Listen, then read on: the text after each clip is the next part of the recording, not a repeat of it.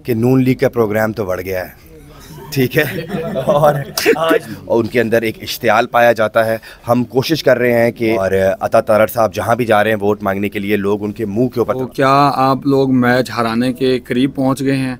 क्या prime minister की seat confirm हो चुकी है बिलावल साहब की?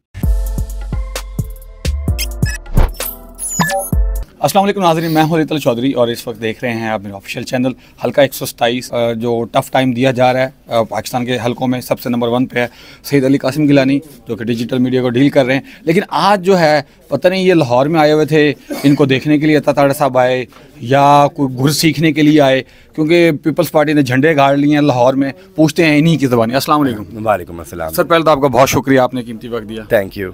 अच्छा सर, अता तारड़ साहब आपके ऑफिस में क्या करने आए? आपने लाहौर में इतने पंजे क्यों गाड़े कि वो मेहमान नवाजी लेने के लिए आए या देने के लिए आए? ये ज़रा नाज़रीन को बताएं। ये तो आप अता तारड़ साहब से पूछें कि वो इधर क्या लेने आए थे, लेकिन जो आज वाक़या हुआ है उसको हम कंडेम करते हैं, उसकी हम पुरज़ोर मज़म्मत करते हैं कि जो आज दहशतगर्दी का वाक़या पेश आया है लाहौर में, उससे हमारे वर्कर्स जो हैं वो बहुत चार्ज्ड हो गए हैं और उनके अंदर एक इश्तियाल पाया जाता है। हम कोशिश कर रहे हैं कि अपने वर्कर्स को काम डाउन रखें, लेकिन ज़ाहिर है ये भी यूथ है और काफ़ी ज़्यादा नौजवान जो हैं वो हमसे ये डिमांड कर रहे हैं कि हमें भी मौका दिया जाए कि हम उनके दफ्तरों पे भी हमला करें। लेकिन पाकिस्तान पीपल्स पार्टी एक पुरअमन जमात है, हम सियासी लोग हैं और हम किसी भी दूसरी जमात के दफ्तरों पे, दफातर पे हमला नहीं करेंगे। हम कानून हाथ में नहीं ले सकते।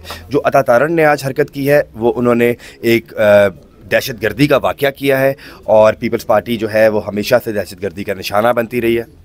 अच्छा सर, अता तारड़ साहब एक प्रेस कॉन्फ्रेंस के अंदर बाइबल, हमारी हॉली बुक है, कुरान पाक हमारी मुक़द्दस किताब है, उसका हवाला दे रहे थे और कुछ पर्चियाँ दिखा रहे थे। अब दफातर के अंदर तो ये चीज़ें होती हैं। अब वो ये प्रिटेंड कर रहे हैं या ये साबित करना चाह रहे हैं कि वहाँ पे वोट की डील की जा रही थी या लोगों को कन्विंस किया जा रहा था? तो किस एंगल से आप देखते हैं? मुझे नहीं पता उनको कुरान शरीफ कहाँ से मिला, क्योंकि कुरान शरीफ एक मुक़द्दस किताब है और हम सबका ईमान है कि हम किसी भी सियासी मकासद के लिए या किसी दुनियावी चीज़ के लिए कुरान शरीफ को ना इस्तेमाल करें। उनकी एक सैंक्टिटी है।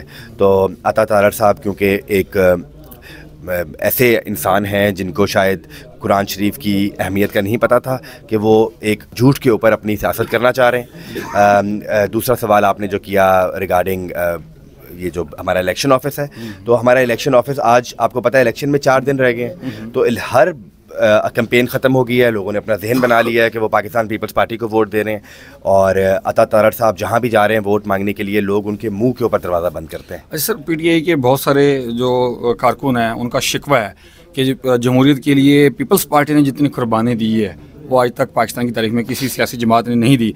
अब हम ज़ेर अताब हैं, लेकिन पीपल्स पार्टी ने हमारे लिए उस तरह से आवाज़ नहीं उठाई जिस तरह से एक जमहूरियत के लिए आवाज़ उठानी चाहिए। लेवल प्लेइंग फील्ड अपने लिए बात करते हैं, जनरल बात नहीं की कि सबको मौका दिया जाए।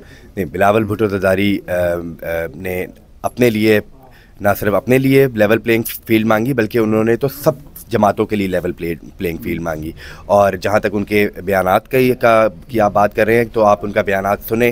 उन्होंने तमाम पॉलिटिकल वर्कर्स के हवाले से बात की है और सियासी कैदियों के हवाले से बात की है। और पाकिस्तान पीपल्स पार्टी का दौर आपको याद है या नहीं याद मुझे नहीं पता, 2008 से लेके 2013 तक जो पीपल्स पार्टी का दौर था, जिसमें सैयद यूसुफ रज़ा गिलानी साहब प्राइम मिनिस्टर थे, 5 साल एक भी सियासी कैदी इस मुल्क में नहीं था। ठीक है, तो हम तो इस रविश के ख़िलाफ़ हैं कि सियासी मकासद के लिए दूसरों को गिरफ़्तार किया जाए या किसी के ऊपर जुल्म ज़्यादती की जाए। मैंने जिस तरह पहले कहा कि हम तमाम लोग सियासी पॉलिटिकल वर्कर्स हैं और हम सबकी कदर करते हैं, सबकी इज़्ज़त करते हैं। हर सियासी वर्कर की एक अहमियत है, चाहे वो जिस मर्ज़ी जमात में है, नून लीग में है, पीटीआई में है, पीपल्स पार्टी में है। तो किसी भी सियासी वर्कर के साथ अगर ज़्यादती होगी तो हमें दिल को तकलीफ़ होगी। आपको याद है कि एक सियासी वर्कर पीटीआई का जिसका रोड एक्सीडेंट में डेथ हो गई थी इधर लाहौर में ही, तो मुझ समेत सब हमारी पूरी जमात को बहुत तकलीफ़ हुई थी ये देख कर के वो एक सियासी वर्कर था। सर, वक्त की किल्लत की वजह से आखिरी सवाल, अक्सर जब होता है ना कोई मैच हार रहा हो तो वो विकेटें उठा के भाग जाता है। कॉलेज लाइफ, स्कूल लाइफ में हम जब खेलते होते थे, तो क्या आप लोग मैच हराने के करीब पहुंच गए हैं? क्या प्राइम मिनिस्टर की सीट कंफर्म हो चुकी है बिलावल साहब की, जो आपके मेन ऑफिस के अंदर आके इस तरह धक्कम पेल, तोड़ फोड़ और चोरी डकैती, बहुत सारे अल्फाज बोले जा रहे हैं इस तरह के, उन्होंने आके किया। क्या आपको क्या लगता है कि आप जीत चुके हैं या वो वैसे बौखलाहट का शिकार हैं? मैं तो इस पर यही कहूँगा कि नून लीग का प्रोग्राम तो बढ़ गया है, ठीक है।